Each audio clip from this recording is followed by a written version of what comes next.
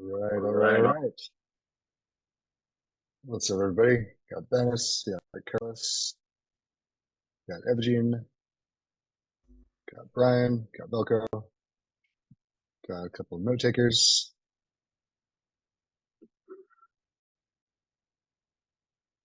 Awesome. Got Willem, got Ross. Sweet. All right, everybody, what's up? Happy Wednesday. All right, so let's kick off with, hey, good to see you. All right, so what's up, Brian? Good to see you guys. All those happy smiling faces. Love it.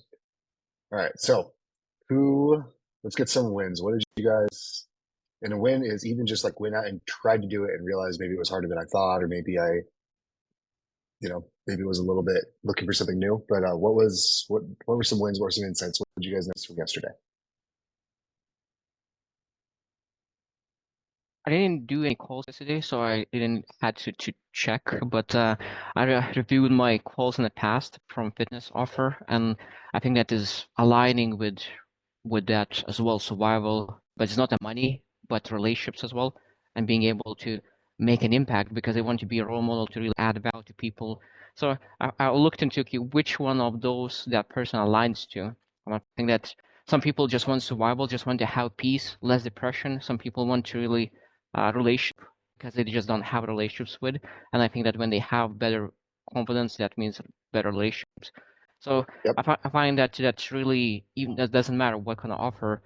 I just didn't find the money per se, but from those four, but all other things that really aligns with what you mentioned yesterday. Yeah, that's good. Yeah, and even with that, I read a couple messages. Yeah, even with that, right? That's a good insight, right? Is you can see it, you can map this onto everything, and even let's say I'm looking at someone's profile or profiling right before we get on our call. And let's say I see this person has, whether they're male or female, they have a bunch of shirtless selfies, and they're showing off their physique, and they're showing off, look how good I look. Right? What does that person? What does that person want you to think? They want that person seeking recognition, right? So you can always look at the behavior of what they're doing. And I know some people are, not everybody's on and off right now. Some people are, doing different things. You can do this. This doesn't have to be with an opera. This doesn't have to be. I really would encourage you guys to, if you want to be really, really good at this, I would encourage you guys to start looking at this in terms of not just sales, but human behavior. Because the reality is, when you're talking to a sale, you're talking to a person. You're talking to a person that has hopes and dreams and challenges and failures and all sorts of stuff going on. And the better you can get at just spotting this in people in just regular life, it'd be easier to be when you're on a call. So keep practicing this, right? What does this person want the most right now, right? Based on their behavior. And it might change contextually. Right? With some people, they might want recognition from some people, and they might want love from other people. Right? With some people, they might be more concerned with safety. So it's just going to depend on the context. So good stuff. Any other insights? Yeah. I would like to share a piece that came to me, through 3 years working with different industries. And when I started my journey in 2016, I was a personal trainer. I got an opportunity, to kind of get working with people. I got the training and etc. And when people started to come to get my services, one of the questions was that I was using is that why you need this, like why you want to lose the weight and etc. And why I stopped working as a personal trainer, because I understood that the people, what they say they want is not what they actually want. Mm-hmm. And that's where I find a bit of a selling dilemma. So it's we're kind of selling a paracetamol in that case, in the terminology, because you ain't selling the cure.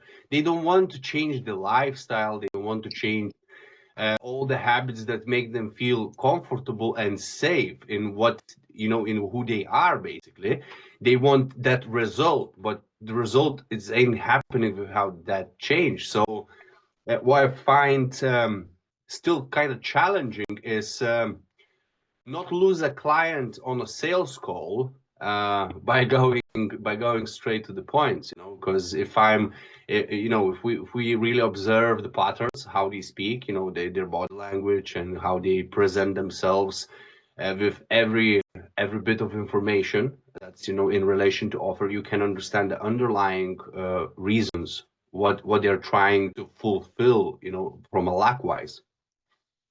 Yeah, absolutely. And you bring up a really good point, right? There's a few different phrases that come to mind, right? You've ever heard this phrase, tell them what they want, give them what they need. You guys ever heard that? Right. Yeah. And that's always, that's the kind of thing, always the disconnect between sales, marketing, and fulfillment, right? Marketing, you got to promise the super catchy, really cool sounding thing that they really want that makes their life way easier. Usually that's not what actually gets them a result.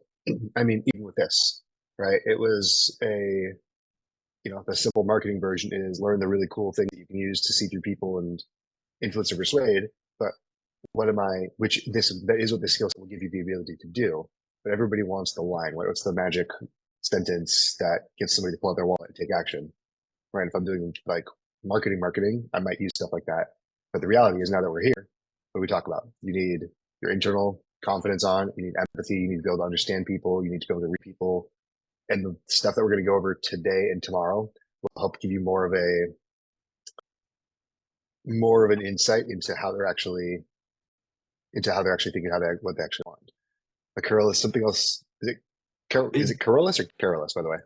Carolus, it's fine both ways. Carolus. Okay. Cool. So the one thing is that so the money wise, let's take the money box. So when people want the money thing, right? Very often it's about being a decision maker in your life, and that's where I kind of I still kind of see it as an issue in my sales. Like maybe you can answer me in upcoming days. So the selling point when I'm approaching a person through that surface need is a dream. Like it's not a dream state, because that's just kind of it's like an excuse. It's like an excuse how to fit those holes in him.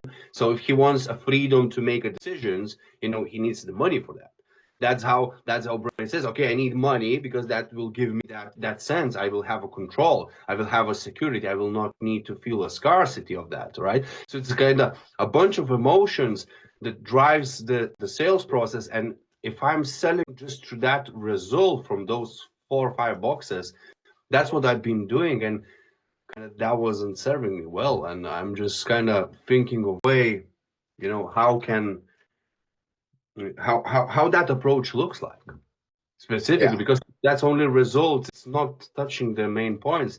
Or you saying we shouldn't touch the main points of why they need what they need, and we should deliver that after the sale. But the sale is not converting for me that well if I'm going only for the surface needs. Yeah.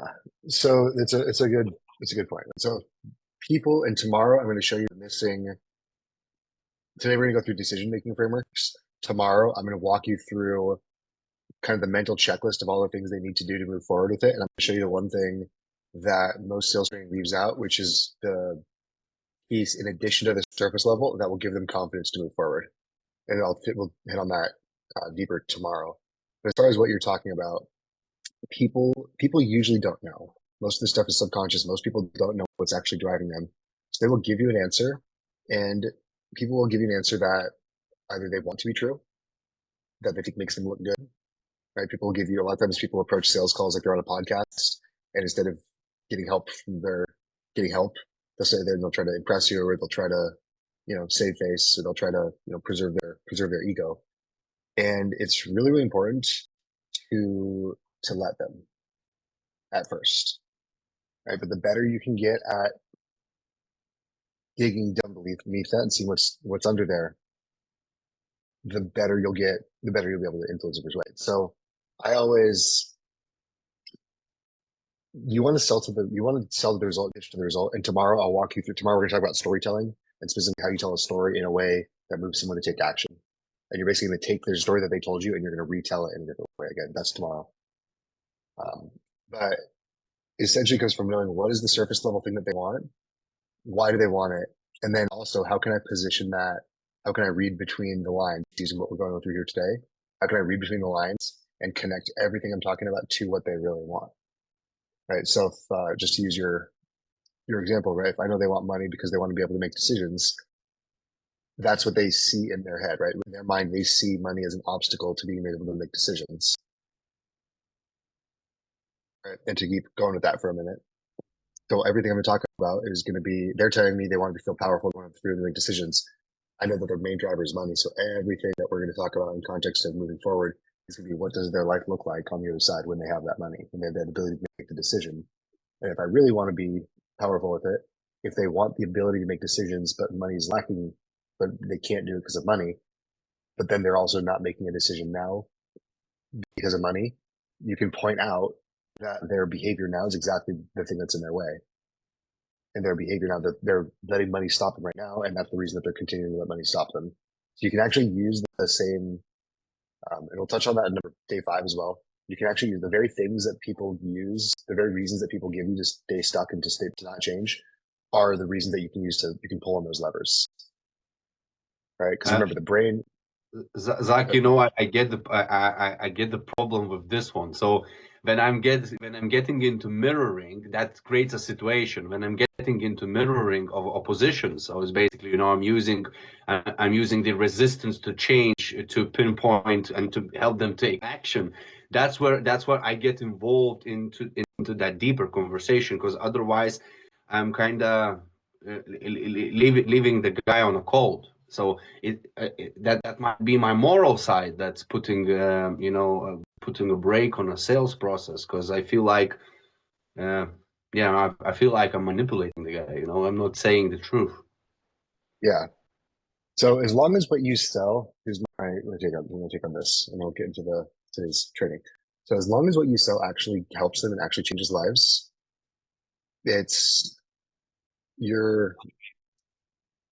the ethical line for me is as long as the end result is somebody gets help, then I'm okay with pulling them out of their comfort zone. Because remember, the brain is going to fight to stay in its comfort zone. Your brain, every single person here, every single person you know, their brain is literally wired to protect its current systems, its current belief structure. So their brain is going to literally fight to resist change. And what you got to remember, here's the ethical piece of this. If what you do, now, first of all, if what you do doesn't work, if it doesn't change lives, if it doesn't actually help, then go fix that, right? Do something that actually helps. But assuming that you're good at what you do, and assuming that the fulfillment is there, and assuming that the back end actually does impact people's lives, you actually, if by not challenging this person, by letting this person accept their excuses and you accepting their excuses, you're actually letting this person stay stuck, and it's actually making this person's life worse. Right? This person, the way I see it, is if somebody's on a call, it is a cry for help. They need something. And know that their brain's going to protect their current beliefs, their ego's going to get in the way. You're going to have battles. You're going to have these villains that you have to fight. Right? We got to fight against their ego. We got to fight against the forces of not wanting to change. Right? All that, we've got to battle against that. But we've got to battle it from their side. I've got to be on their team. It's us versus those forces. Right? And if you really want to do this, if you're ever getting into conflict with the person, you're already losing. Because now it's the two people and somebody has to be wrong. But if I can identify that their problem is indecision, they don't have the ability to make decisions, and that's exactly what we're here to fix, well, then I can align with them. I can get on the same side as them. And now the problem is not them. The problem is the indecisiveness. And then I can attack the indecisiveness together. So I'll kind of leave you off on this thought is what you do helps people, genuinely helps people, and somebody's on the phone with you and needs help, you actually have a moral obligation to help that person get the shift that they need. Because if they don't, they're going to get back off the call. They're going to go, I didn't get sold. I outsmarted that salesman, right? They're going to have some feeling of like, and that's what people feel, right? They're going to tell you some bullshit, but the reality is they're getting off thinking, I didn't get sold. Right. So, and then they're going to feel they won, but in reality, their life is going to stay stuck. If they have a problem, they're not getting any better. So just to really, really hammer this home, by you guys, if you don't close deals, right? If you don't actually really, really help people, and sometimes you really have to push on that button, right? And again, we'll go into more of the ways of how to do this. But if you don't do that, you're making the world a worse place,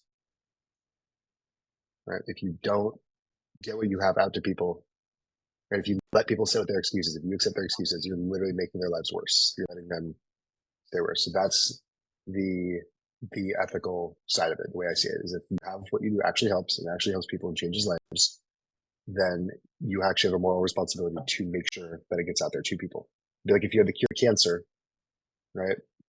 And everyone's like, cure to cancer, that's a scam, but you knew it worked and you'd had other patients that it worked. You know, people are going to say all sorts of stupid shit, but you have a duty, you literally have a duty to get out there. Now, people are going to go into, I'm going to show you, this is actually good timing today. So our brains are on autopilot a lot of the time. And most people you're talking to, their brains are on autopilot.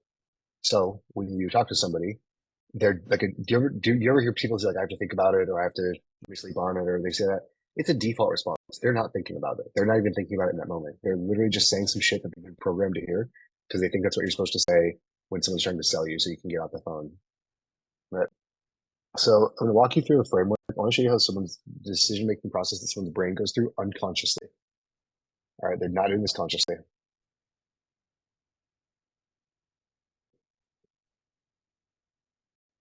And understand, I'm going to show you how much you actually have to overcome.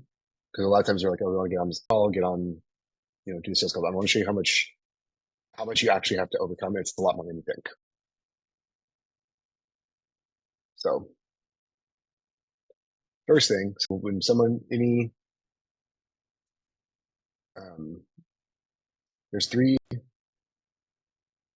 kind of three levels to our brain, so to speak.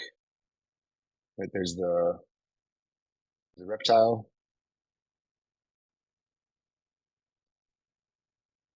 there's the mammal, and then there's the human.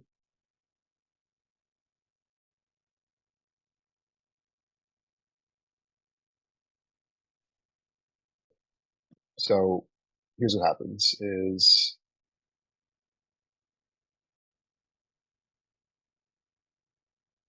information comes in. Something comes into this person's awareness through their sight, their sound, through their senses. So the reptile part of the brain first is asking, can I ignore this? Right? If you think of a crocodile laying there, most of the things it can just ignore. Can I be lazy? Can I save energy? Can I ignore this? This is also why when you get a bunch of messages and people send you DMs and all sorts of stuff that you don't care about, what is your brain? What's the first thing your brain's doing? I can ignore this. I can ignore this. I can ignore this. Right? The first thing you're doing, your brain's saying, can I ignore this?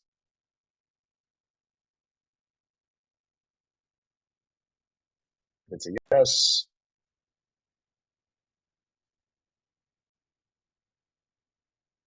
Then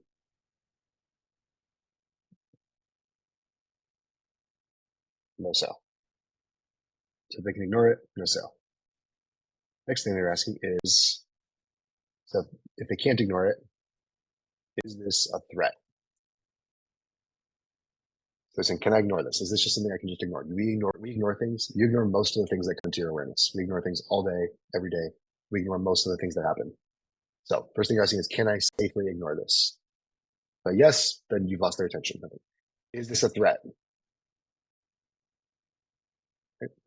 If it's a threat,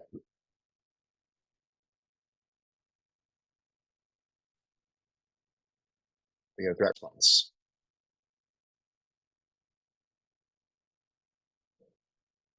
Now, if someone has a threat response, whether it's fight or flight, that's combative, right? Is where you see people arguing with you, right? They feel threatened because and it's not logical. Is why if you're trying to have a logical conversation with somebody down here in fear, you're not going to get through to it because you're talking to a part of their brain that's like an alligator or a crocodile. So can I ignore this? If I can ignore it, you can ignore it if it's a threat, and you get a threat response.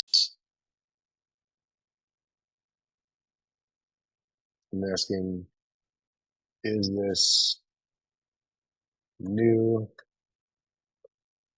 different, and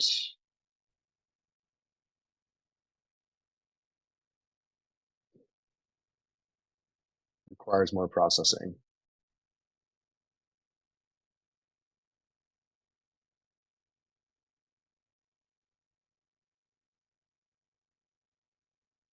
If it's a no, we're probably gonna get some sort of confusion or indifference.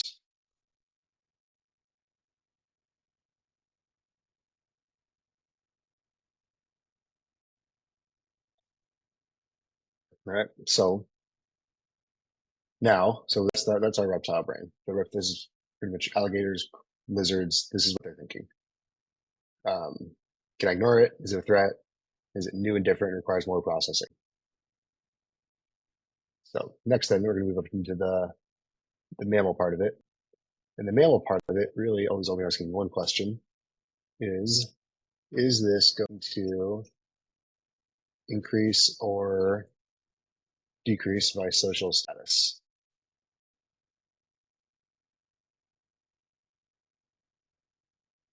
It's going to, it decreases, then get no sale. If it increases,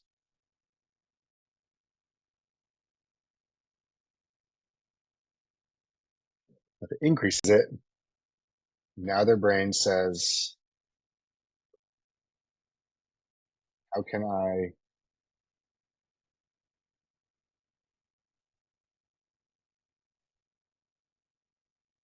rationalize this decision? And this is the human part. And if it's a no,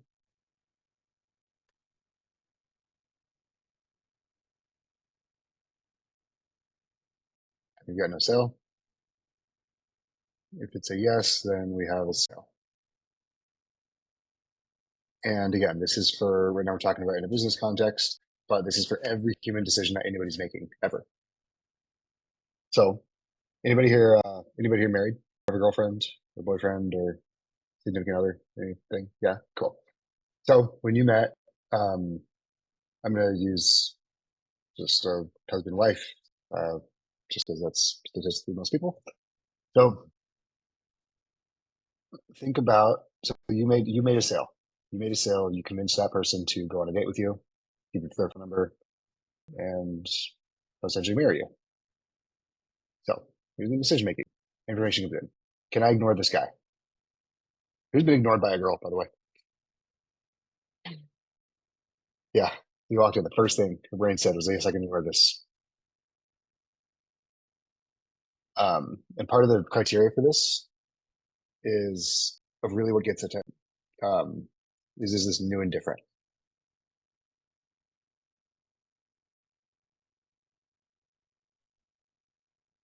Oh yeah. Okay. So comes up and says, can I ignore this? I'll talk about novelty here in a minute. So someone's brain says, can I ignore this? If say yes, you got nothing.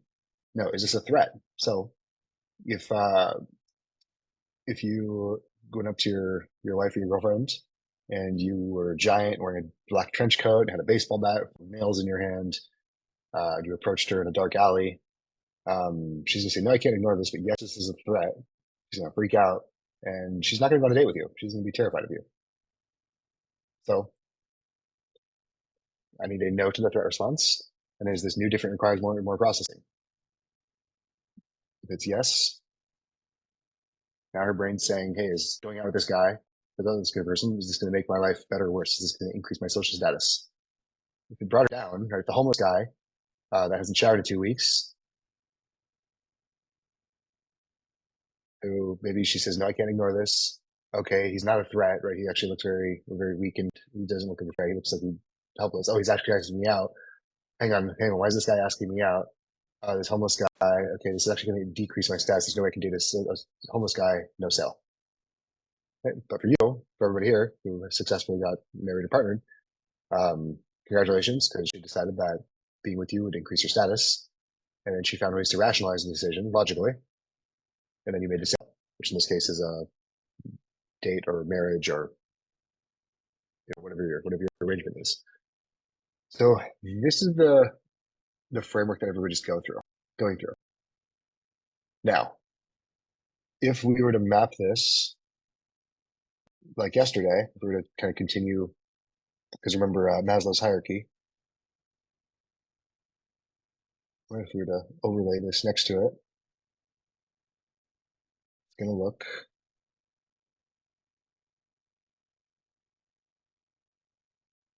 a lot like this. The reptile brain is going to be concerned with safety. This part is going to be concerned with social. And this part is going to be concerned with higher, let's call it higher thinking. There's like purpose, fulfillment, like the deep things that make us human. Right? Bears and alligators and dogs, they're not really fulfilled. Maybe dogs, but most animals aren't really fulfilled. They're just existing. They focus on safety and social. I'm safe. I'm not going to get eaten. I have food, and I'm hanging out with my herd of bears and my herd of antelope or whatever favorite animals. Humans are the only ones that do this part, which is why we rationalize things. So this is the framework of how someone's brain is actually going through making decisions out of conscious awareness. So what did we say at the beginning? Day one, what was one of the biggest mistakes that I see people make? Who remembers?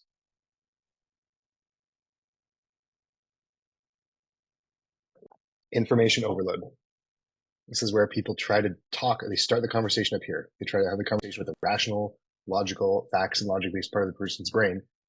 But the person's brain, you're sitting there, you're trying to use facts and logic to convince somebody why they should do it. You're trying to give them all the reasons why it logically makes sense. But their brain is still stuck down here. And you've triggered somehow you've triggered a threat response. And part of this person's brain, back of this person's brain, they're going, this person's trying to take my money. This is just another salesperson that's trying to sell me. Anybody ever thought that, by the way? Anybody been on a call with somebody like, this person's just trying to sell me? You're like, I'm not going to get sold.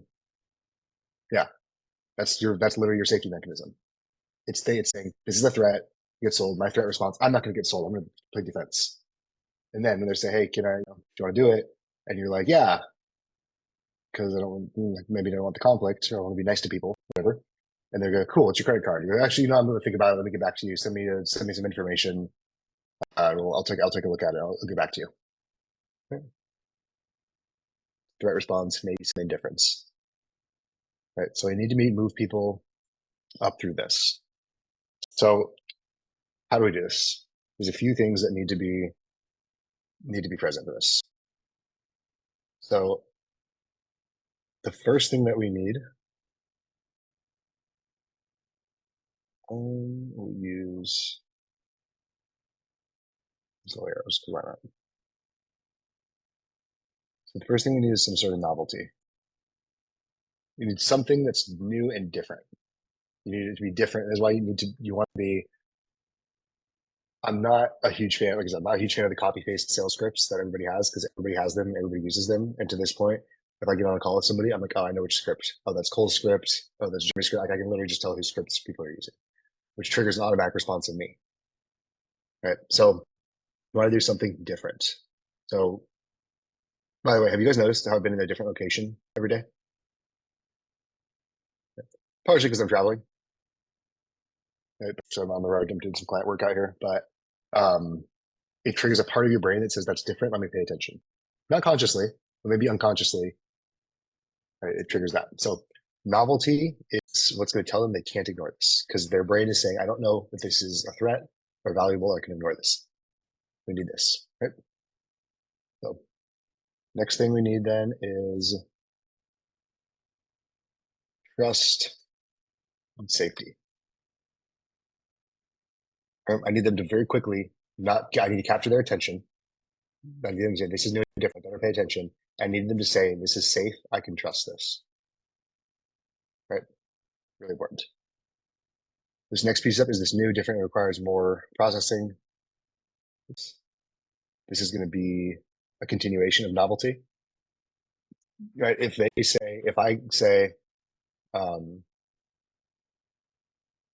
think of an offer. I say that, hey, I've got this, lose 10 pounds in 90 days for $1,000, just making that up. Let's say some sort of kind of just generic fitness offer. If I just tell them all that, your brain literally has a category for that. Your brain says, I know what this is. It goes in this box. It does not require more processing. What's the default response to that? Now, it might be I do it. It might be think about it. It might be indifference. Most people's default, by the way, is doing nothing. Most people's default setting is to do nothing, is to stay stuck, which is why they're on the phone with you, which is why they need you to break. Yeah, absolutely. Dennis, I will, I'll send this out. I know I have a tendency to go a little bit over time, but we'll wrap this up in a minute. But yeah, thanks for coming out, man. I'll see you tomorrow. So again, novelty, right? I don't want them to be able to say, I know what this is. I know what's happening. I can predict this, right? I want their attention. So there's that. And now is this going to increase or decrease my social status? This is where I need to know what they value. Now, people are going to say, now when we talk about value gets thrown around a lot. So what is value actually? Value is just what somebody finds important in their life and what will really grab their attention. Right? Now, value really, at the end of the day, comes down to survival, right? So food, pretty valuable. Shelter, pretty valuable. Right? Things that keep us stay alive. And then things that help us reproduce and give our kids the best chance at continuing. Because at the end of the day, our brains really care about survival and reproduction above all else. Now, how do I get the best chances of my DNA continuing? How do I give my kids, my offspring, best chances? Well, I'm going to get the best social status by position in the tribe, which means I'll get access to the best mates. So increasing my social status.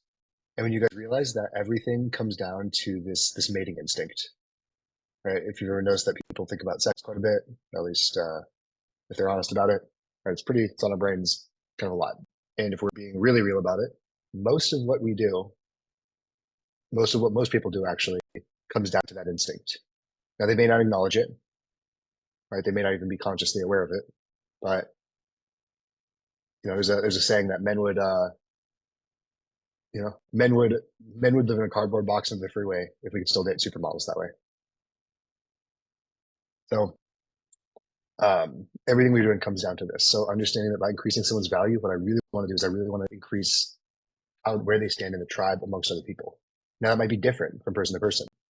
In one circle, everyone here's in some sort of sales business. So here we're going to value impact. We're going to value community. We're going to value tools and things that are going to make us more effective at what we do.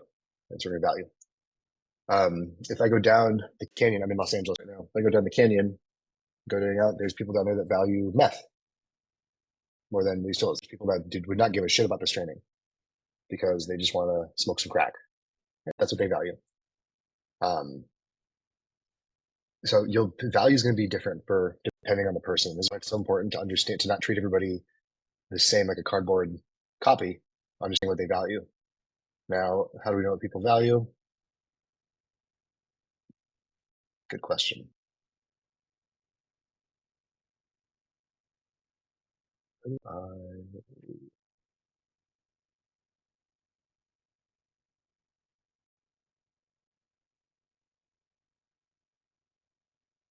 Okay.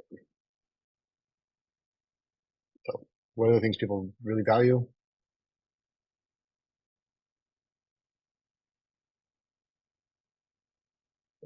Go back from yesterday. Got self-preservation,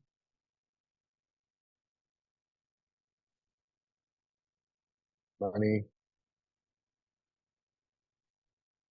love, or recognition. Now, obviously, this is simplified, but everything that somebody values at any given time can drop into one of these 4 buckets. Tomorrow, I'm going to show you, we're going to start tying this all together a little bit more tactically. with what's actually done. I'm going to walk you through some storytelling, which is story is literally how we just bypass all of this, by the way. Storytelling, if you ever want to like go through and just kind of get down to this, if we kind of want to skip through these parts really fast, storytelling is the fastest way to do that. Because reptiles don't understand stories, right? The lizard brain doesn't understand a story, but I can tell stories that get attention, get trust, get safety, and force them to engage. And just by telling a story, by the way, I automatically skip to here. Already requires more processing because their brain's like their brain already requires more processing, so it sends it up. You can think of each one of these checkpoints as a gatekeeper, is protecting more brain power. The brain uses a lot of energy. Thinking is very, very expensive. So if I have to sit there and think, if you're like, why don't more people think? Right? Like it's because it's expensive. Thinking, logic, rational is very energetically expensive. So your brain's always looking to protect energy and conserve energy. So these lower gatekeepers, if it can ignore it, it's just going to ignore it. That's why you see the crocodile laying in the water with birds and fucking squirrels all over it. It doesn't care. I can ignore it. I don't need to worry about it. Right? Even most of humans, right? Crocodiles aren't scared of a lot. Except for maybe like a cheetah or a lion or something. Right? But if a lion shows up, that alligator is very, very engaged. So this is why being able to spot this in people. So again, I want you guys to just practice this. So these 5 days, by the way, guys, is meant to be a primer. And if you practice this stuff every day, you'll walk away seeing things differently. But you really master. It takes, I would say, a few weeks of consistency to make this unconscious. If you did this for 21 days and just practice with every single person you meet, if you did nothing else, if you took nothing else from this training other than which of these 4 categories is this person with everybody you meet, you would already know more about that person than themselves and their friends and family. And Carolus, to kind of circle back to your question earlier, everything I'm going to talk about is going to come down to what is this thing that's driving them. Yeah. All right. So if they say they want money, I want to know what's behind it. I want to know all the other things around the money. But everything, when I'm talking about when I'm telling the story, right? If you're pitching of here's a bunch of facts, you're doing it wrong. Again, we'll go over this tomorrow. I'm going to teach you how to do this in story format and tell a story that literally puts the person in charge and makes them feel empowered and confident to make a decision. As opposed, you guys want to make people feel empowered. Like I haven't had a refund or a chargeback in a couple of years. I think 2022 was the last time I had anybody back out of a decision. Right. And the reason is I used to do the pain-based twist your arm, all that, but that doesn't work very well. But when you do it this way, people feel excited, they feel powerful, they feel confident, they get better results. What you did was a reverse sequence. Yeah, dude, that most people do. Most people do. This is very, very common. This is why I'm developing this, because I was at a tech conference. This really clicked for me last year when I realized what a big problem this was, because I have some clients that are tech companies and tech sales. And I was at a conference, cybersecurity conference, and I was just walking around, fucking around with the guy that invited me, because he's like a pretty big guy in the industry. And I'd walk up to a table and be like, "Hey, what's up? What do you guys do?" And be like, "Here's a bunch of facts and numbers and logic and data." And I'm like, "Holy shit, what the fuck is that?" I don't like. Right? Anybody had that? And they just throw you like, I can't even breathe. Like, what was that? Right? I'm like, I don't even know what you're talking about, dude. You just said a bunch of words I don't understand. Right? And I saw just a bunch of people do this, and I'd sit there and watch, and I'd watch like a prospect come up, and their eyes glaze over, and they get bored. I'm like, hey, that might have been, that might have been $100,000 that just walked away because you don't know how to talk to the person because you only know speaking facts and logic. So most people do this backwards. It's normal, especially as men, right? Especially as men, we're facts, we're logic, we speak. Because how does language develop? Right? This is a fun. In case you can't tell, I like to take everything back to how do our brains actually work, how do our brains develop. If you think about how language developed, right? You ever think like women like to gossip and talk about other people and do all that stuff, and men were just very straight to the facts to the point. Well, if you imagine back 10,000 years ago, we were all living in tribes. You can imagine we're all living out there in the jungle. Well, Carolus, Brian, Velko, Evgene, Ross, Willem, we're all going to go hunting. So everybody get your best stick and your favorite rock, and we're going to go out and get some food. And if we do, then hopefully our wives' kids will live. And for the single guys, if you get a good one, maybe that girl you like will like you back now since you're a hunter now, right? That's why this is exactly right. So hey, we're gonna go do this. Okay, grab your stick, get your rock. Cool. You three with me. You three over there. We're gonna walk. We're gonna be quiet, right? You ever notice how guys we can just kind of chill and be quiet, just hanging out. So we're walking. We're walking. Hey guys, tiger there. Right. You two stick. You guys rock.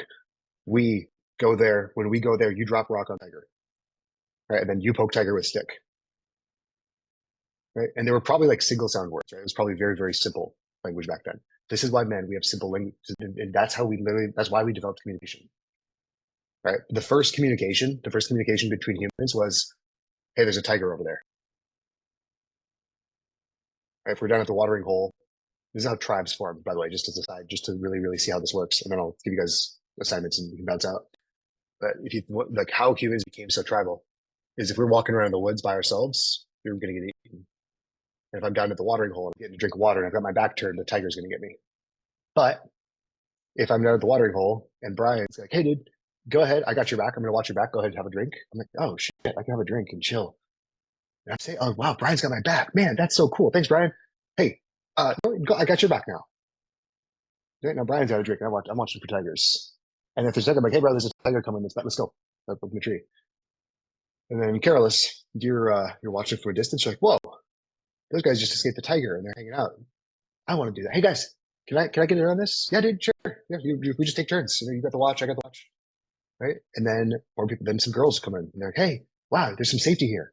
Oh, you guys are cool. You guys are working together. Wow, that's sexy. We want to come hang out with you guys, right? And then the tribe gets formed. Now, as a side to this though, what do we hate as humans? What do we hate more than anything else? What type of people do we despise? We hate the guy or the girl, but mostly the guy. We hate the guy. So let's say Mark. When you say Mark, because there's not a Mark on this call, let's say apologies to Mark if there's a Mark watching the replay. But let's say there's a Mark watching whose job it is. Yeah, dude. Thanks, Brian. So let's say there's a Mark. His job is to go watch our back while we do some drinking. And then we're doing that, and then Mark says, you know what, I'm gonna go take a nap. Actually, I'm tired. Or I'm gonna go flirt with the girl that I like while I'm supposed to be working.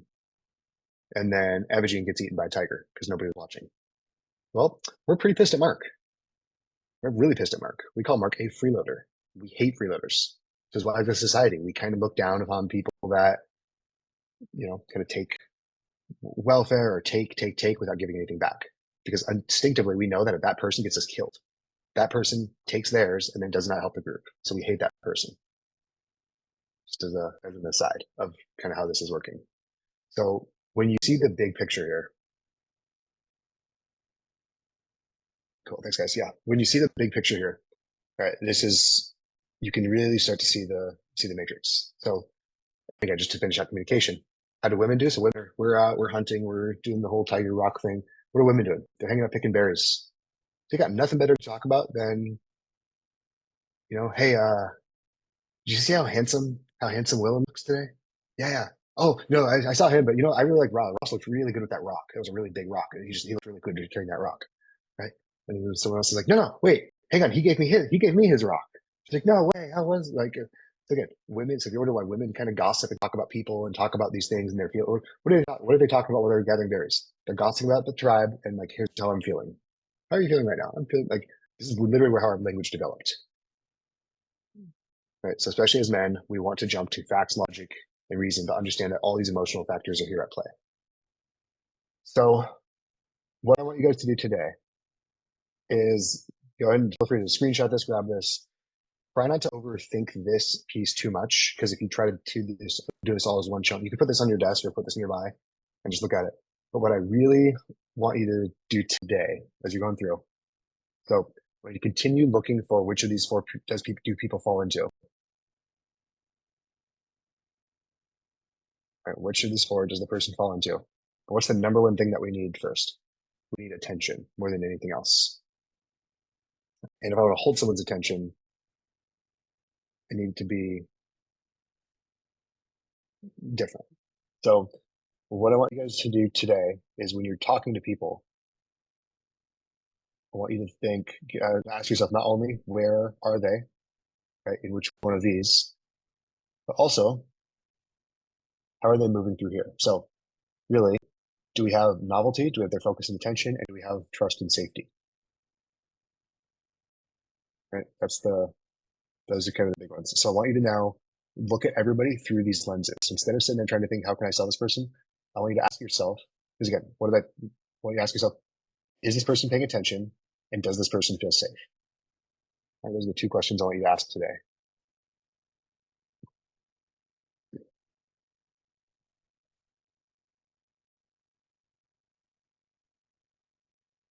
Does this person feel safe? Are they paying attention and do they feel safe? If you don't have safety, you don't have attention, you don't have anything else. Right? You don't have a sale, you don't have a date, you have literally nothing. If you don't have attention, you don't have safety, you got nothing. So, again, kind of like we talked about at the beginning, I know I promised you guys the super secret 10-word magic formula that'll unlock anybody's brain and get them to whip out their cards on demand.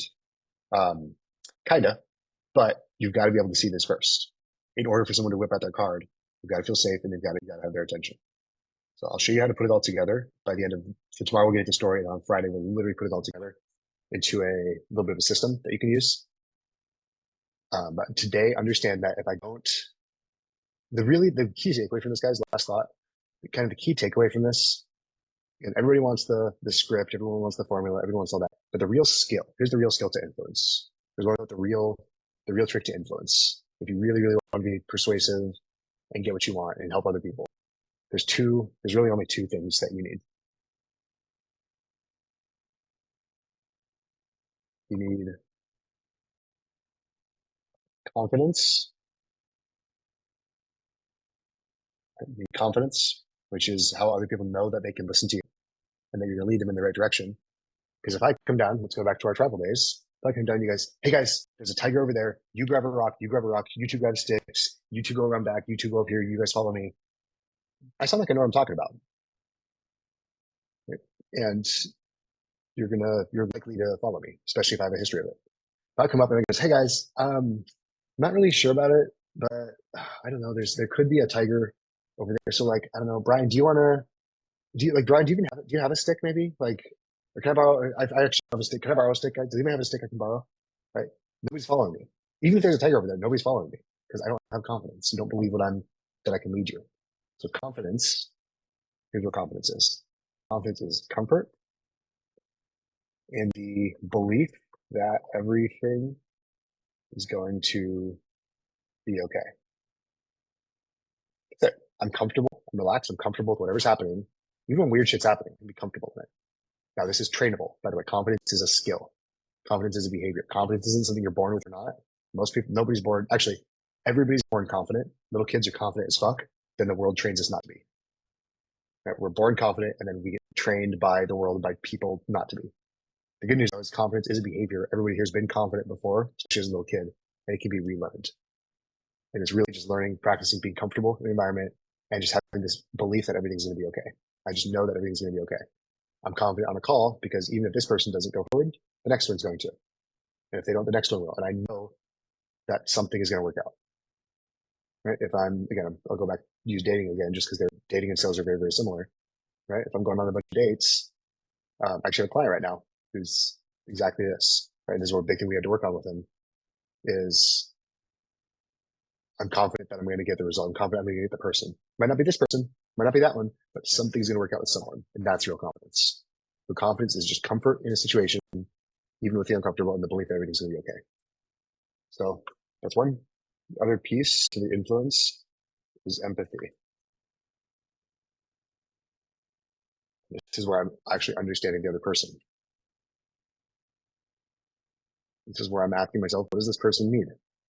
How is this person feeling? Does this person feel safe? Does this person pay attention? What does this person actually care about? What is this person's values right now? Which one of these four? Right? What's not here?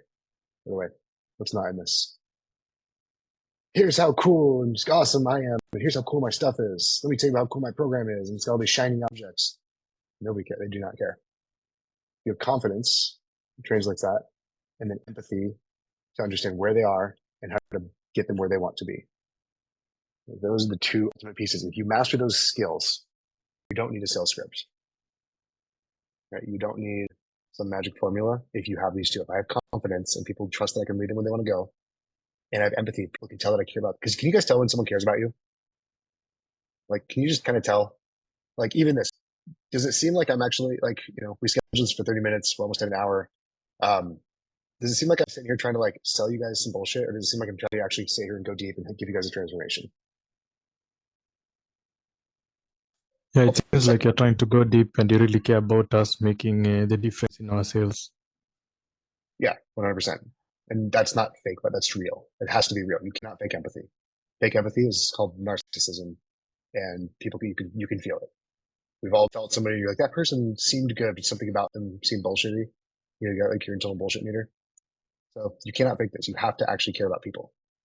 You have to actually care about people. You genuinely do.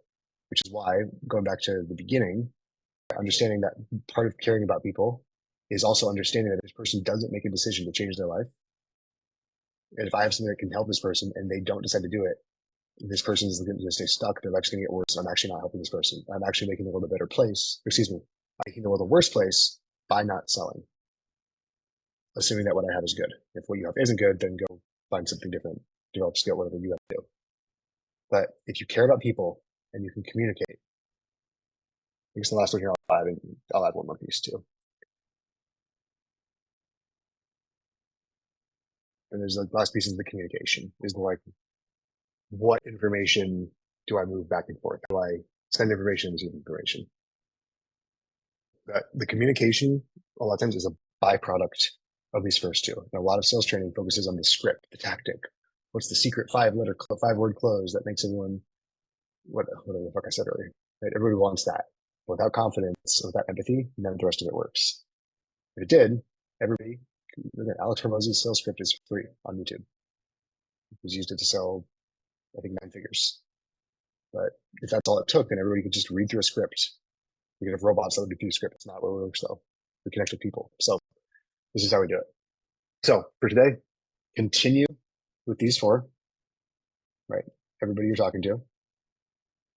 And once it starts to click, it'll click.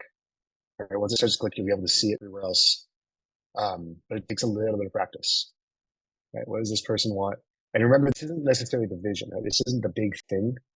Like there's always going to be a vision that they see. Right? Because this is always going to go into right, to go back to the first day, there's always a picture. Right? There's always a picture. There's always an image that this person sees of what this looks like for them. Right? So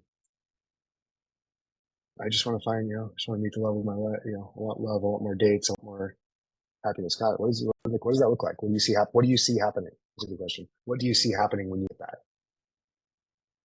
Right? I want to make more money so I can make more decisions. Careless. Got it. So what do you see? How do you see that helping you? How do you see? Is a powerful question, by the way, because we already say it. Right? I don't see it happening. Or, oh, I see what you mean. It's already in our language. So I would just ask more questions around what do they see? Oh yeah, cool. So when you have more money, what do you see happening when you have more money? I'm going to describe a picture to you. Okay. What do you see? Yeah, I just want people to really appreciate all my hard work. What do you see happening when you do that? I'm going to paint a picture for you. That's the picture, and we'll work on that tomorrow. Tomorrow we'll get into storytelling. We'll get how to put this all together, and then on Friday we'll wrap it all up together, and you'll have a formula, a system, like the magic 5-step system that we all want. That's going to be on Friday, but you have to have all these building blocks for it to work. So good stuff, everybody. Go out and do this again today. You're looking for this 4, and you're also looking for, is this person paying attention? Is this person feel safe? So thank you all. Appreciate you all. We'll see you guys tomorrow. Bye. My pleasure. Thanks, guys.